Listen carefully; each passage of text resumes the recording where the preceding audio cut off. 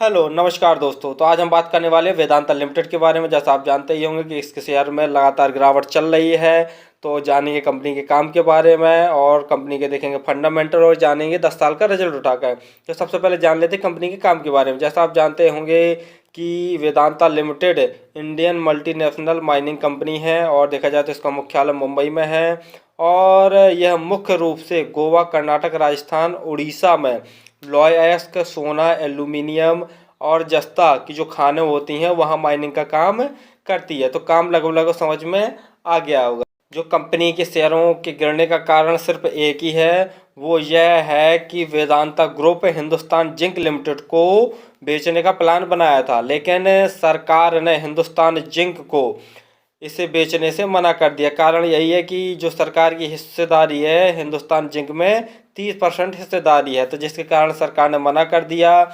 और साथ में उसे चेतावनी भी दी है कि अगर उसने ऐसा किया तो सरकार लीगल एक्शन ले सकती है, जिसके कारण इसके शेयरों में लगातार गिरावट चल रही है। जबकि वेदांता ग्रुप का ये प्लान था कि हिंदुस्तान जिंक को बेचकर अपने कर्जे को कम किया जा सके, लेकिन सरकार ने ऐसा करने से मना कर दिया। S&P ग्लोबल रेटिंग ने अपनी एक रिपोर्ट में कहा था कि वेदांता ग्रुप $2 अरब जुटा पाने में नाकाम रहता है। तो ऐसी स्थिति में कंपनी के कर्ज से जुड़ी रेटिंग दबाव में आ सकती है, जिसके कारण इसके शेयरों में लगातार गिरावट देखने को मिल रही है। चलिए अब हम देख ले रहे हैं कंपनी के फंडामेंटल के बारे में। शेयर होल्डिंग पैटर्न में देखते हैं तो प्रमोटर्स की हिस्सेदारी लगभग 70% के आसपास। वहीं देखते हैं FII की हिस्सेदारी 7.9% है।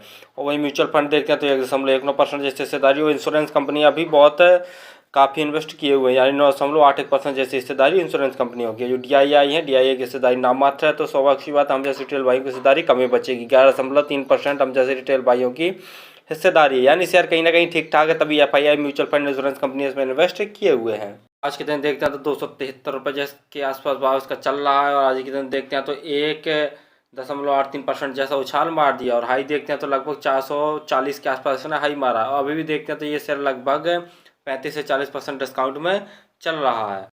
मार्केट कैप देखते हैं तो इसका 1,01,033 करोड़ का मार्केट कैप है। स्टॉक का पी देखते हैं तो 7 है और इंडस्ट्री का पी 10.7 है, यानी अभी भी ये शेयर सस्ता चल रहा है।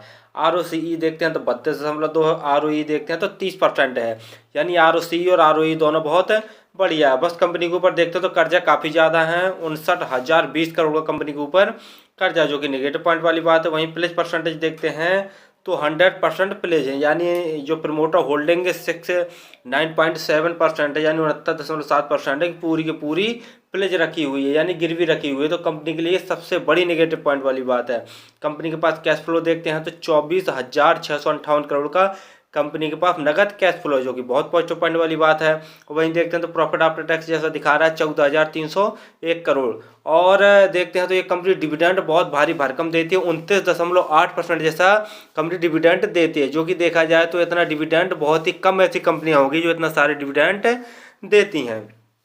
अब देख ले रहे हैं हम पिछले 10 साल का रिजल्ट उठा के। तो जैसा यहाँ पर देख पा रहे हैं, नेट सेल्स की बात करें 2012 में तो 8,978 करोड़ की नेट सेल्स है, जो कि 2022 में बढ़कर देखते हैं तो 1,32,732 करोड़ के आसपास हो गई है। मार्च 2021 में देखते हैं तो 88,000 करोड़ के आसपास थी, जो कि 22 में काफ़ी उछाल देखने को मिला है। अब हम देखे ले रहे हैं प्रॉफिट फॉर द पीरियड। तो जैसा देख रहे हैं नेट प्रॉफिट, तो देखें हम 2012 की बात करें तो 2,696 करोड़ का नेट प्रॉफिट कंपनी को हुआ था। और जो कि 2021 में देखते हैं तो 15,000 करोड़ के आसपास नेट प्रॉफिट हुआ था, जो कि बढ़कर 2022 में देखें तो 23,710 करोड़ का कंपनी को नेट प्रॉफिट हुआ है। यानी कंपनी सही दिशा में और बहुत अच्छे से काम कर रही है। कंपनी की कर्जे की बात करते हैं तो जैसा देख रहे हैं मार्च 2014 में देखते हैं तो लगभग 80,566 करोड़ के आसपास कर्जा था। और 2021 में जो घट के बचा है हमारा 57,667 करोड़। और 2022 की बात करते हैं तो 53,581 करोड़। यानी कर्जा ये धीरे धीरे कंपनी कम कर रही है, यानी कंपनी सही दिशा में काम कर रही है, तभी अपना धीरे धीरे कर्जा कम कर रही है, जो कि कंपनी के लिए बहुत पॉजिटिव पॉइंट वाली बात है। अगर ये फंड नहीं जुटा पा रही है तो हो सकता है कि इसके रेटिंग में गिरावट आ जाए, जिसके कारण शेयर में गिरावट चल रही है। अब आगे देखना है यह कंपनी फंड रेज कर पाती है या नहीं कर पाती है। और किसी भी शेयर में पैसे लगाएं तो आप स्वयं का एनालिसिस करके ही किसी शेयर में पैसे लगाएं। आंख बंद करके किसी भी शेयर में पैसे नहीं लगाने, क्योंकि आपका पैसा है, आपको रिस्क लेना है। और अगर आपको किसी भी कंपनी के बारे में जानना हो तो आप हमारे कमेंट्स बॉक्स में कमेंट कर सकते हैं, तो हम उस कंपनी का पूरा काला चिट्ठा खोल के आपके सामने रख देंगे। और अगर ये वीडियो आपको 1% भी हेल्पफुल लगा हो या थोड़ा सा भी नॉलेजेबल लगा हो तो आप हमारे चैनल को सब्सक्राइब और लाइक ज़रूर करें। धन्यवाद।